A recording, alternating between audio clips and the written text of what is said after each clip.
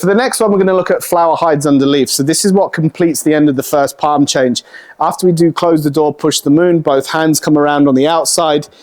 The hand sits underneath, we scoop, and then we turn back. So we need to kind of break it down so we can get the efficient movements working in a partner drill. And we're going to take a look at it again, like I said, with heavier shots to see how it's really going to work. Trying to take the essence of what we learn in the form and make it into a martial application. So with flower hides underleaf, your first movement as that punch comes around is going to be up here. So obviously in the form we do this one and the hand comes underneath, but we're going to brace it with two hands. And again, like I said, very special case, only if it's really, really heavy that we want to use two hands, because we are in danger of that other hand being thrown. But as he throws that one in, the first movement is going to be both hands up. Now, as soon as the hand comes underneath here, we're going to use the top hand to then throw it away, okay? So we go under this way. So as soon as the first one comes in, now I'm already starting to hook that one out of the way. This hand stays high. Obviously in the form, the hand comes down before we hook it around. But as soon as that one comes through here, our next movement into flock of wild geese is the arm coming up. Okay, so that one comes, and then this hand can pick up, and then this one can strike, or you can strike up on the backhand with the right hand, depending what you have. But again, you'll see it a lot clearer when we throw the pads on and then we start firing these in a lot heavier. We have the movement in, which is the double palm, and that's going to pick up just a very easy double brace on that first punch. It does leave you on the inside, leaves you vulnerable to the second shot, but that's fine. You can deal with that as long as you don't get hit by the first.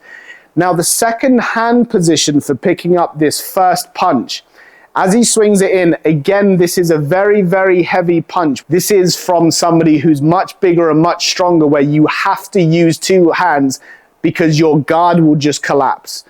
So as soon as that one gets thrown in, we're going to come around, and this time, if you look, we're going to strike in with the elbow. His other hand is in play, but not until this one stops.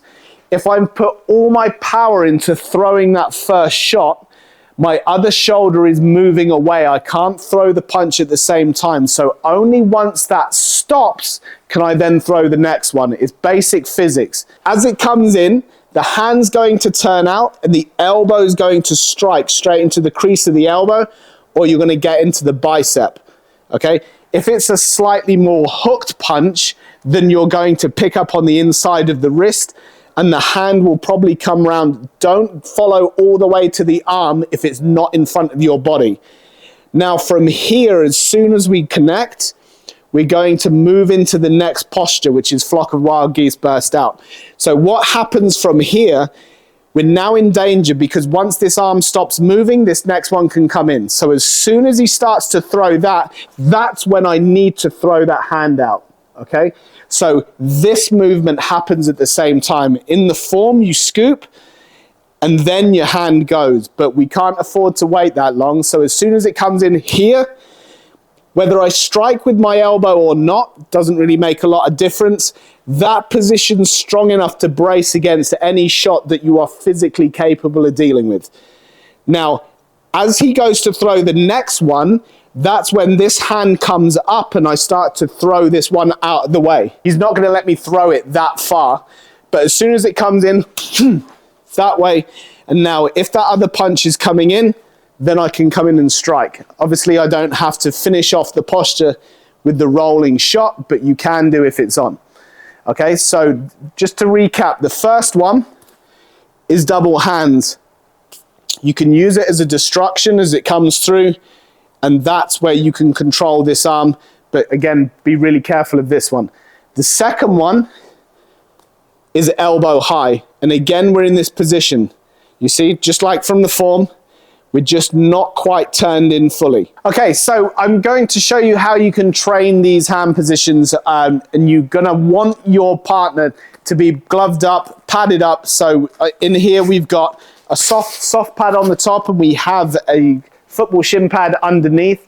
so it stops both the cuts and the bruises. Again, as we mentioned, these are big haymakers. These are ones that are absolutely going to smash you to pieces if they get through.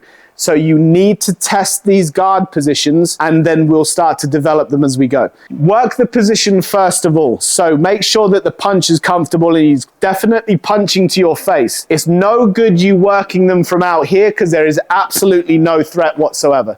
So I want him to be there, and I want him to swing like he's going to smash me straight in the temple. This is the kind of pressure testing that you must do with your techniques. If you want any ability to fight in the street, you will just have to go straight into full contact. So get yourself comfortable. The first one is going to be double palm. This is super easy because the hands come up in almost like a guard and you support it with your body. It's also a very easy position to hit. If you're suddenly caught off guard, it's a very short range to get to.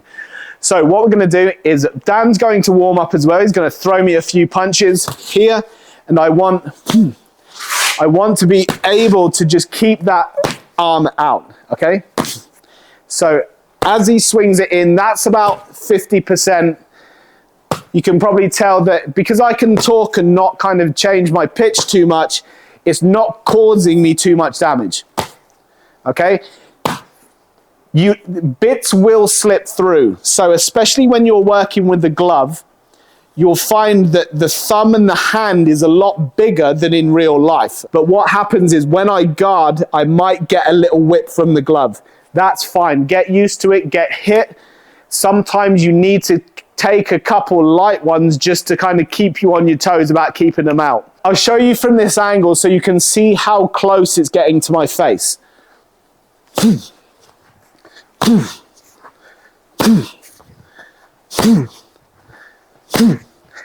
Okay, you're not going to get a lot of time and you're not going to get a lot of space when this all happens, so you need to be comfortable with it happening just about an inch away from your ear. This is not fighting. This is not self-defense as such. This is technique practice. If he wanted to tear my head off, the attitude would be a lot different. So we're going to build up to that. So he throws heavier, heavier, heavier. We're going to move into the actual training part of it. He's going to throw the punch.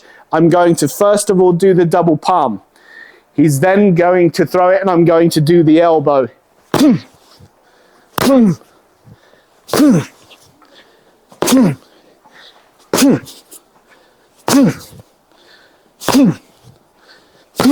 And it does, like I say, it does sneak through, it does graze the ear and the cheek.